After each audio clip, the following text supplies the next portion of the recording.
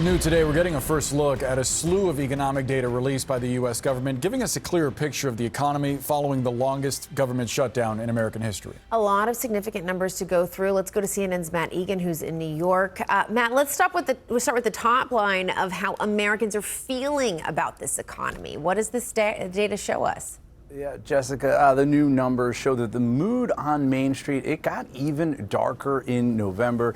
U.S. consumer confidence unexpectedly fell sharply between October and November, and confidence is dramatically lower than it was at this point last year. And notably, confidence fell really across all political affiliations, Republicans, Democrats, and especially independents. And let's look at the trend here. You can clearly see that consumer confidence is deteriorating in the last few months. In fact, confidence is now at the lowest point since all of the trade war turmoil back in April. Beyond that, you've got to go back to early 2021 for the last time that confidence was this low. And consumers, they say they plan to spend less money. Spending plans fell on everything from appliances and vacations to cars and homes as well. And look, this is a survey, and we know that sometimes people tell pollsters one thing about how they feel about the economy, but they also do something differently when it comes to spending. And that's the most important thing, is actual spending for the economy.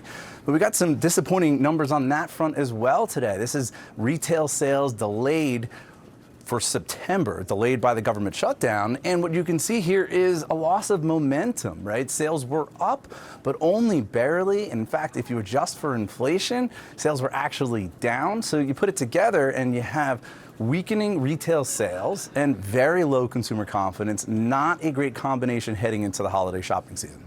And also some new inflation numbers came in. Matt, what do they say? Yeah, we got September producer prices. This is measuring prices before it gets to all of us as consumers. And the big takeaway here was that there was no major alarm bells from these numbers. It showed that producer prices were up by 2.7% year over year. It was flat from the month before. Wall Street investors, economists that I'm talking to, they think that this report was good enough that it'll allow the Federal Reserve to lower interest rates at the next meeting in December. Rate cut odds for that meeting in about 2 weeks. Markets had thought it was kind of a coin flip, right? 50-50 a week ago. But look at this now.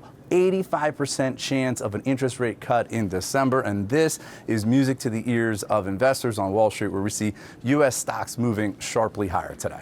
Back to you. All right, Matt Egan with the latest there. Thank you so much. Today, key economic data delayed by the government shutdown is pouring in and shedding some new light on the state of the U.S. economy. So first off, U.S. wholesale inflation did heat up between August and September, rising by 0.3%. That was actually as expected. It is an uptick from the prior month, where prices were actually down by 0.1%. A separate report shows retail sales growing more slowly than expected in September as Americans continue to face higher costs. And a new survey shows consumer confidence declining sharply this month to the lowest level since April. And that's when President Trump unveiled his sweeping tariffs.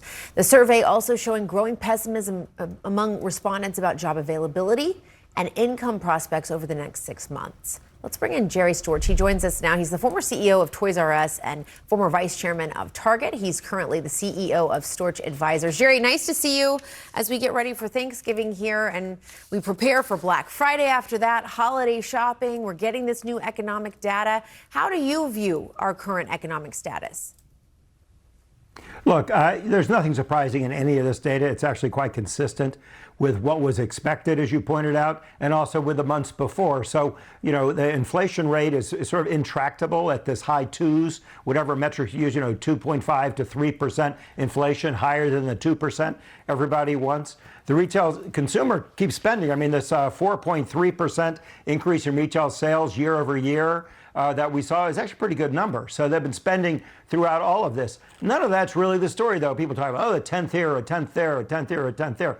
The real problem when you talk to consumers, when you try to understand the problem for policymakers, it's that you have this huge burden from since the pandemic began, where prices have increased in aggregate over 25%. And now you keep adding to that kind of predictably a little bit more than what we want, close to that 3%. And the consumer's going, when do I get a break? And the reality is there's no break coming. It's exactly where it's been for a very long time, and it doesn't seem to be moving very much in any direction. So you don't get to go, even when inflation rate is lower, you don't get anything back from all that increase that you've had over year after year after year after year, including this year. Yeah, there's a lot of talk about this K-shaped economy. So it kind of goes like this, with the wealthiest in the country continuing to do quite well, getting wealthier, spending at these very high rates, lower income Americans continuing to fare worse, and not spending as much. How much of an impact does that have to our current economic situation, and also what we might see this holiday season? Sure. First of all, again, if you want to bet against the American consumer during holiday season, you're making a fool's bet. I think it's going to be a pretty good. It's going to be a pretty good season. The credit card data we're seeing, which is real-time data, still shows a growth year over year of 4 to 6% based on who you're talking about. So, and that's what we've seen in the retail sales data, even way back to September, which is what came out today. So I think it's going to be an okay holiday season. There is this difference between the wealthy and the not so wealthy people. I don't think it's a K. People like K implies one branch is going up, the other branch is going down. It's more like a tree where branches are growing at different rates. So what you see is the wealthy, they have a lot of extra money. The stock market's on fire, so they're spending on whatever they want. They're doing just great. Now, people who are lower income, they may not have so much of a gain in the stock market. They have to spend more of what they're earning on necessities. So you see food continue to do well. Necessities. You see Walmart doing very well. So necessity, it's not so much fun. But you're still going to buy Christmas presents. It's just not going to be as much fun. It's not going to be as great. And again, more and more just goes to feed the family. And so it's not really a K. Even the lower income segments are still growing. It's kind of interesting. And they may still be growing a little bit more than their wages, but they're not making a lot of progress when inflation is still in this high, 2.5% to 3% range. And there's also this issue, one metric we like to talk about, gas prices. This gas price discount that from year to year that's been present since President Trump began his second term. And that's been a great, they've really talked about that a lot and have been able to, because that was showing up in the data. But it's now vanished. Again, when you're talking about how people just view the economy, it like kind of in their gut, when gas starts to tick up, how might that impact people's view of their economic situation? Well, you're right. I mean, gas is very important. And by the way, that was the biggest single contributor to the increase in the producer price index that you were talking about earlier, was the change in gas prices year over year, which is a totally different issue from the tariffs or from anything else going on. But again, I want to emphasize what all this shows is just how difficult this problem is. The intractable nature of it is that you have this huge load of the 25% increase in prices plus continuing gains in other prices. And so it's not going to be enough, not for the administration, not for policymakers of any sort, to say, well, I've lowered the rate of inflation. The consumer is saying, are you going to lower prices in absolute terms, not the rate of price increase? And the answer, and that's a whole lot harder to do. And that's why you see all this discussion of rebates or different actions that might actually result in some kind of true savings for consumers, because that's a different kettle of fish from saying I'll lower the pace of increase of what's happening. And we also saw these consumer confidence levels falling. It's now its lowest level in 7 months since that April announcement of the tariffs by the president. What does that tell you? Well, there are two things we're in there. One is what we're talking about, this affordability issue, which is obviously becoming more and more center stage.